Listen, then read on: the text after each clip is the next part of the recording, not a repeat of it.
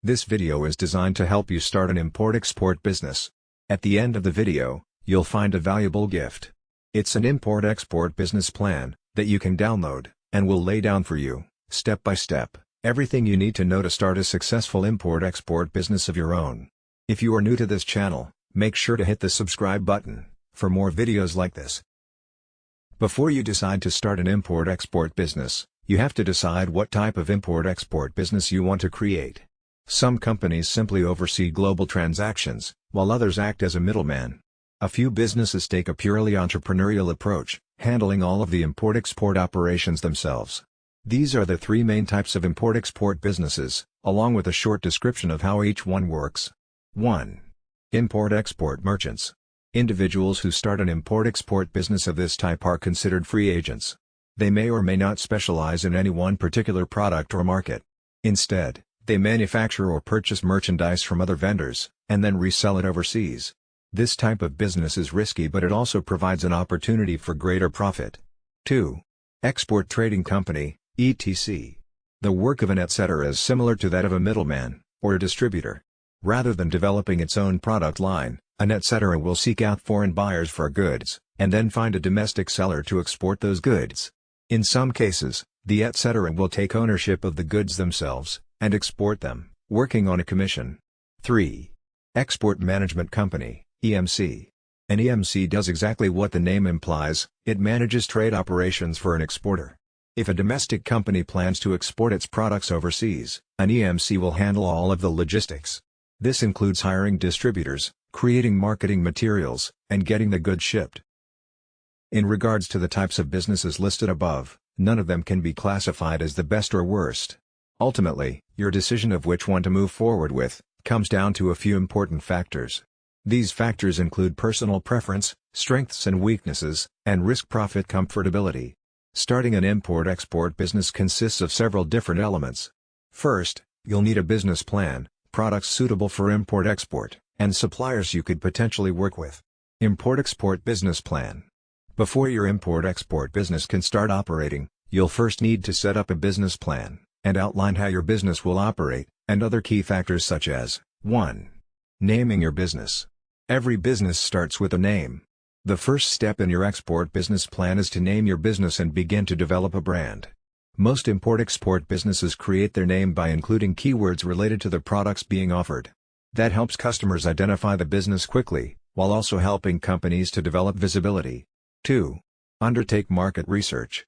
Your business plan must also include market research and analysis, to show your business will become profitable. The first step is to do an analysis on the products you're interested in importing or exporting. What is the demand for it in your target markets, and who are your target customers? From there, you can start to develop the analysis to understand who the competitors are, what pricing looks like for the products you're interested in, and how international expansion through imports and exports could help your business grow. 3. Develop a marketing strategy. Once you have conducted market research for your business, the next step is to think about how the products will be marketed and sold. You can use a type of analysis like a SWOT analysis, strengths, weaknesses, opportunities, threats, to pinpoint key reasons why customers should purchase your product. What sets your products apart from others in the market, and how can you best communicate that? If you're considering exporting for international expansion, think about how your marketing strategy will be tailored to local markets. You may also want to consider product localization as well. Consider factors including language, culture, political trends, and more, when designing your marketing strategy for your website and social media channels. Import-export business profitability is dependent on several factors, including the cost of producing goods, where the items are being produced, cost of shipping and freight, competitors, price point they are sold at when introduced in the market, taxes, duties, and levies incurred, any laws or regulations, both in the producing country and importing country. The key to becoming profitable as an export-import business is to balance these elements, while finding a niche in the market. For example, many import-export businesses are successful because they offer hard-to-find items from different countries, or unique items that are not available from other retailers. Differentiating themselves from competitors allows them to thrive. Other businesses may work out deals with suppliers to purchase items in wholesale quantities, thereby lowering the cost of the items and passing those savings on to customers. Businesses may face some difficulties in the first few years, as they establish their footing and enter the market, but many businesses, both large and small, have seen success through import and export, including large public companies and small businesses. Exporting products to other countries gives businesses opportunities to grow their business, by increasing sales and creating jobs in new markets. In addition, international imports bringing products into the country can be beneficial to offer customers more choices and options in the market. The next part of the video is not specific to an import-export business. Nevertheless, this knowledge is essential for success in the import-export business, as well as in any other business. Ignore it at your own peril. Operating a successful import-export business will depend on the following 4 conventions. 1. A practical plan, with a solid foundation. 2. Dedication, and willingness to sacrifice, to reach your goal. 3. Technical skills.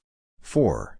Basic knowledge of management, finance, record-keeping and market analysis.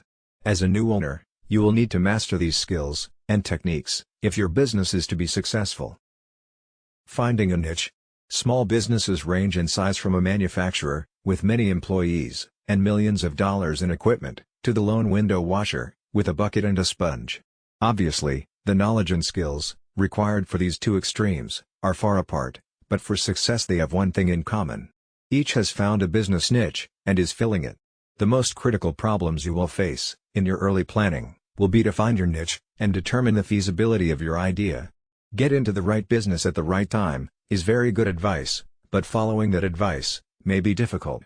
Many entrepreneurs plunge into a business venture, so blinded by the dream, that they fail to thoroughly evaluate its potential. Is your business idea feasible? Before you invest time, effort, and money, the following exercise will help you separate sound ideas from those bearing a high potential for failure. Identify and briefly describe the business you plan to start. Identify the product or service you plan to sell. Answering yes to any of the following 3 questions means you are on the right track.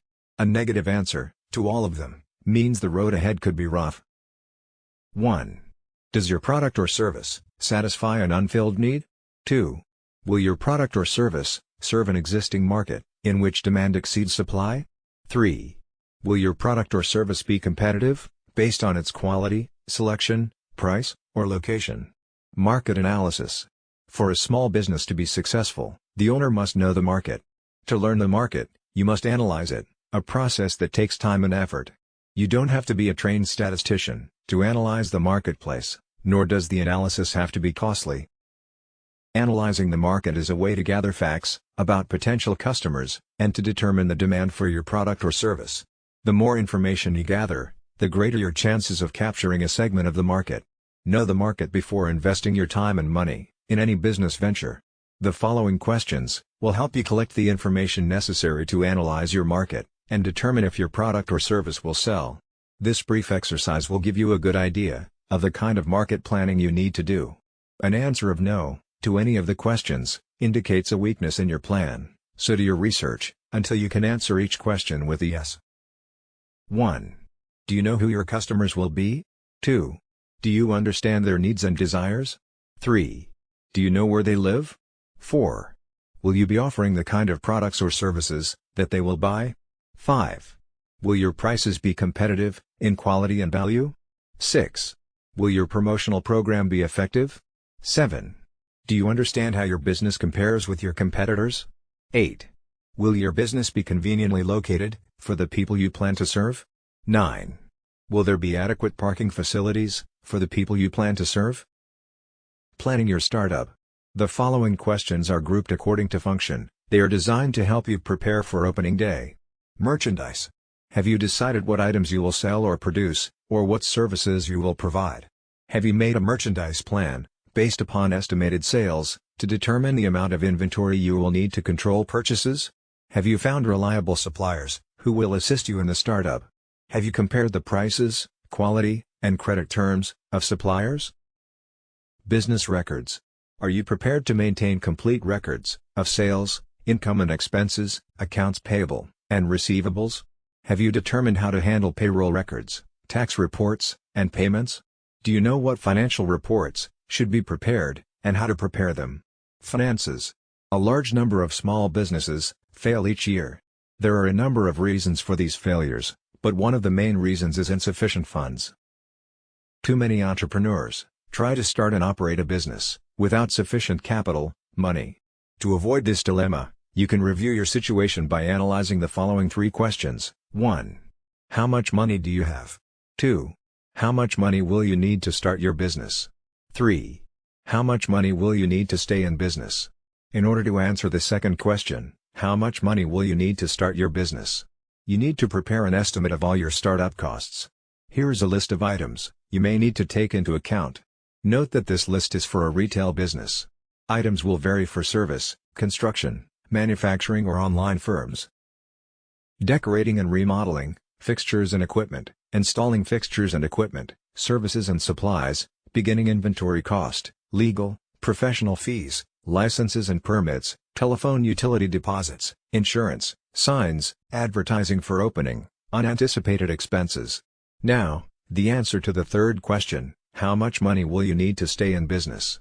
Must be divided into 2 parts, immediate costs, and future costs. From the moment the door to your new business opens, a certain amount of income may come in. However, this income should not be projected in your operating expenses. You will need enough money available to cover costs for at least the first 3 months of operation. The following list will help you project your operating expenses on a monthly basis. Typical expenses for 1 month may include your living costs, employee wages, rent, advertising, supplies, utilities, insurance, taxes, maintenance, delivery, transportation, miscellaneous. Now sum up the total estimated monthly expenses and multiply it by 3. This is the amount of cash you will need to cover operating expenses for 3 months. Deposit this amount in a savings account before opening your business. Use it only for those purposes listed in the above list, because this money will ensure that you will be able to continue in business during the crucial early stages. By adding the total startup costs to the total expenses for 3 months, you can learn what the estimated costs will be to start and operate your business for 3 months.